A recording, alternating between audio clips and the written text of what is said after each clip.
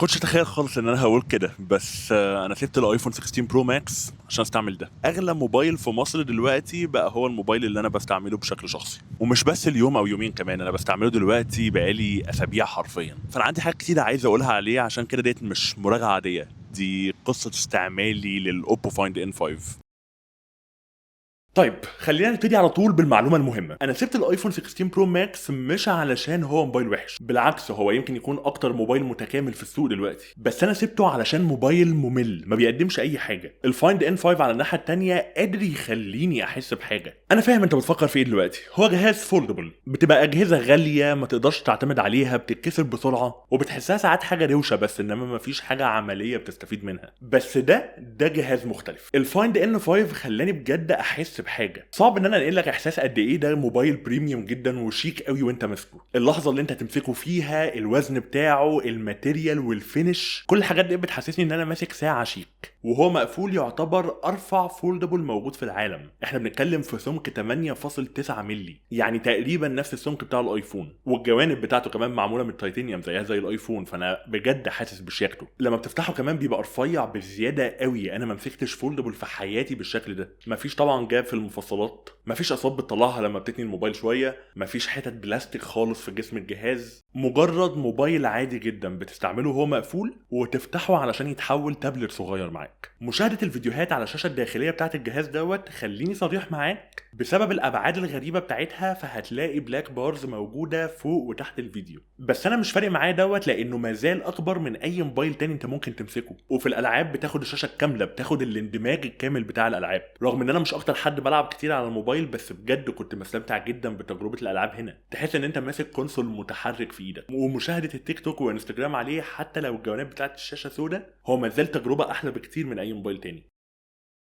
الحته دي بقى هي اللي طول عمرها بتميز الفولدات، هو المالتي تاسكينج قد ايه شاطر فيه. واوبو عملتها برضه حلو. الباوندلس فيو، الاسم اللي هما بيطلقوه على فكره فتح كذا ابلكيشن في نفس الوقت. افضل ابقى فاتح سفاري في ناحيه وعلى الناحيه التانية يوتيوب، او بقلب في فيسبوك وظاهر عندي كل الناس اللي انا بكلمهم على واتساب في نفس الوقت. لان فكره الجهاز اللي ماسكه في ايدك بشاشه كبيره وتقدر تعمل عليه كذا حاجه في نفس الوقت، الفايند ان 5 ظابطها حلو قوي. خصوصا لو هكتب سكريبت على الموبايل دوت بتاع فيديو زي اللي انتوا بتشوفوه. الحقيقه ان بجد الفيديو اللي انتوا بتشوفوه مكتوب على الاوبو فايند ان 5، ففعلا هو من الناحيه العمليه مفيد جدا. بالنسبه للصور، فانا خدت الاوبو فايند ان 5 معايا في رحله سفاري، كنت متوتر بصراحه. هو ملهوش اي بي ريتنج ضد الرمله، هو مقاوم للميه بس، فكميه الاصوات اللي كنت بسمعها بسبب الرمله اللي دخلت في الهنج، حرفيا كنت كل مره بفتح وبقفل المفصلات بتاعته كنت بسمع الصوت قرمشه فيه. بس انا حبيت ان انا اجيب اخره معايا، فكملت اليوم بيه واستعملته في التصوير طول رحله السفاري. لما رجعت الاوتيل كل اللي انا عملته نزلته تحت الميه علشان هو مقاوم للميه، وخلال نفس اليوم رجع بيرفكت تاني. فطبعا انا ما انصحكش ان انت تعمل نفس اللي انا عملته دوت، بس عايز اوصل لك هو قد ايه يعتمد عليه. صور بقى والفيديوهات هسيبك انت تحكم عليها. انا بجد طلعت كميه محتوى بالموبايل دوت رهيبه. الالوان مظبوطه، الفيديوهات تجربه ممتعه جدا فيها، احسن من اللي كنت متخيله. والتعاون اللي عاملينه مع هاسل بلاد في الكاميرات هنا باين الالوان بتاعته جدا. حتى تجربه الزوم عليه كمان كانت تجربه مميزه. الفايند ان 5 هو مش اقوى كاميرات عند اوبو، لان طبيعه الموبايلات الفولد بتبقى جايه بكاميرات مش حلوه قوي. بس لقيت ان انا قادر استمتع بكاميرات الفايند ان 5، قادر ان انا حرفيا اكون فاتح الموبايل كده بتفرج على الشاشه الكبيره ديت وانا بلقط اي صوره انا عايزها. ولو بتصور حد كمان ممكن تخليه شايف نفسه في الصوره زي ما انا بحاول اعمل كده معاكم دلوقتي. التفاصيل والحده اللي كنت بطلعها فعلا من الصور اعلى من اللي انا كنت متخيله، خصوصا في الاضاءه الضعيفه برضه بيطلع معايا صور حلوه جدا. الفيديوهات تقدر تعرف الفرق ما بين تصوير فيديوهات اوبو وتصوير فيديوهات الايفون، بس بجد مش ضروري بشكل وحش خالص، بل بالعكس انا كنت بطلع فعلا بيه فيديوهات جميله. نيجي بقى لنقطه من اصعب الحاجات اللي خلتني اتاخر في ان انا اسيب الايفون، وهي الابل ايكو سيستم. زي ما انت شايف انا مسكت الاوبو فايند ان 5 بس لسه لابس الابل ووتش الترا، فانا مش قادر اخرج بره الايكو سيستم بالكامل. اي حد جرب الايباد مع الماك بوك مع الايفون فاهم انا بتكلم على ايه. بس هنا بقى جت شطاره اوبو، هم خلوا الموبايل ده بيدعم الماك بوك. وما تسالنيش ازاي، هي تبان حاجه فيك جدا، تبان حاجه مش حقيقيه، وهي بصراحه مش زيه زي الايفون بالظبط. هي اداه اسمها او بلس كونكت، بتنزل على الماك بوك بتاعك وبتقدر من خلالها تتعامل مع الاوبو فايند ان 5 كانه اير دروب عادي جدا، تبعت اي ملفات وفيديوهات وصور وكل حاجه كانك ماسك ايفون بالظبط. الاحلى كمان انت ممكن تفتح كل الحاجات اللي على موبايلك من اللابتوب نفسه، وميزه مش موجوده في الايفون وموجوده في الاوبو مع الماك بوك، ان انت تقدر تتحكم في الماك بوك بتاعك عن بعد. بصراحه انا ما كنتش بستعمل الميزه ديت خالص، علشان اكيد مش همنتج فيديو وانا ماسك الموبايل، فلا هفتح اللابتوب نفسه. بس لو انت عندك ملفات او لو عندك حاجه معينه عايز توصل لها على الماك بوك بتاعك، تقدر من غير ما تمسكه تستعمل الاوبو فايند ان 5. فحقيقي هو بجد متناغم جدا مع الابل ايكو سيستم في الحته دي. طيب انا ليه بقى بستعمل الابل واتش الترا وليه ما قلعتهاش لحد دلوقتي؟ هي بصراحه ملهاش دعوه بالفايند ان 5 نفسه. الموبايل دوت بيدعم جوجل باي اللي هو مش موجود عندنا في مصر. اللي موجود عندنا في مصر لحد النهارده هو ابل باي بس. وبما اني ركنت الايفون خالص وبما اني ما بقتش استعمله، فانا حاطط الكروت بتاعتي على الابل واتش الترا وبستعملها في الدفع.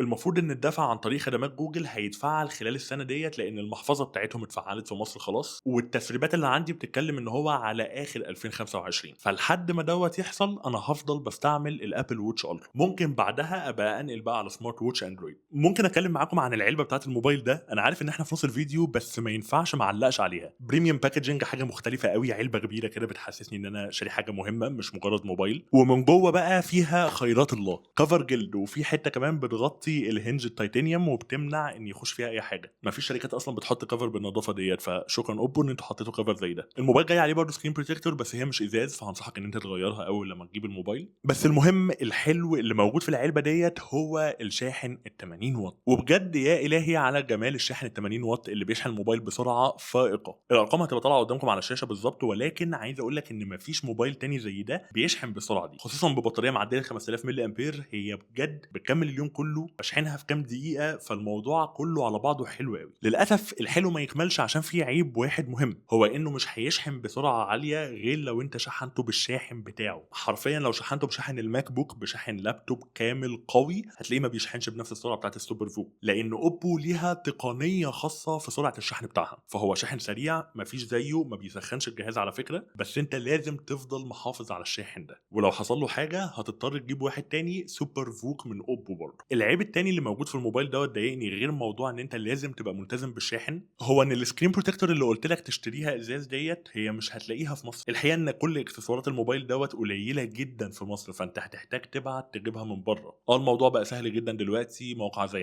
بريس بتوصل لك لحد باب البيت في اسبوعين تقريبا، وبتدفع عليها بالجنيه المصري كمان. بس فكره ان هي مش متوفره قوي في مصر دي بتضايق ناس كتيره. بما انه كمان موبايل مش بيرفكت، فبصراحه انا متضايق من السماعات بتاعته. هي حرفيا اسوأ من الاوبو فايند ان 3 اللي هو الجيل اللي فات. السمك او الرفع بتاع الموبايل دوت قوي جه على حساب السماعات. فلو انت بتحب تشغل حاجه بصوت عالي، الاوبو فايند ان 5 هتلاحظ ان السماعات بتاعته مش اقوى حاجه. تعال بقى نتكلم على السعر.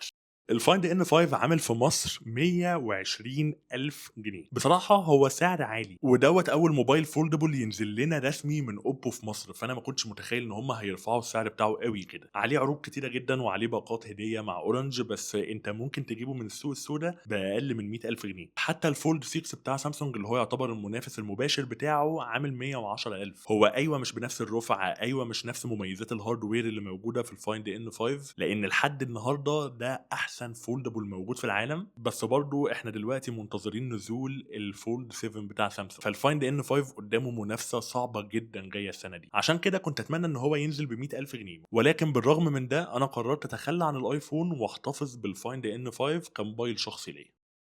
في يوم من الايام كانت الموبايلات بتحمسني، كنت ببقى مبسوط جدا وانا بجرب موبايل جديد. الفايند ان 5 رجع لي الاحساس ده، رجع لي احساس ان انا امسك الموبايل وانا مبسوط ومبهور من الحاجات اللي معموله فيه. ايوه لسه ساعات بستعمل 16 برو ماكس، بس بستعمله ككاميرا بس وفي تصوير السوشيال ميديا بس، زي فيديو زي كده. انما حتى الصور الشخصيه والفيديوهات بتاعتي انا واصحابي كلها متصوره على الاوبو فايند ان 5، لان هو ده موبايلي الشخصي، هو ده الموبايل اللي فيه الخط بتاعي واللي فيه الايميل بتاعي، وده الموبايل اللي بستعمله كل يوم. ببساطه اوبو فايند ان 5 ممكن يبقى مش بيرفكت، ممكن يبقى غالي حبتين، بس بصراحه هو اللي رجع يحمسني تاني للموبايلات. وبس كده، ما تنساش تعمل لايك وتدوس على زر سبسكرايب علشان تتفرج على اي فيديو هنزله بعد كده. وكالمعتاد كان معاكم احمد كمال، استنوني في الفيديو الجاي.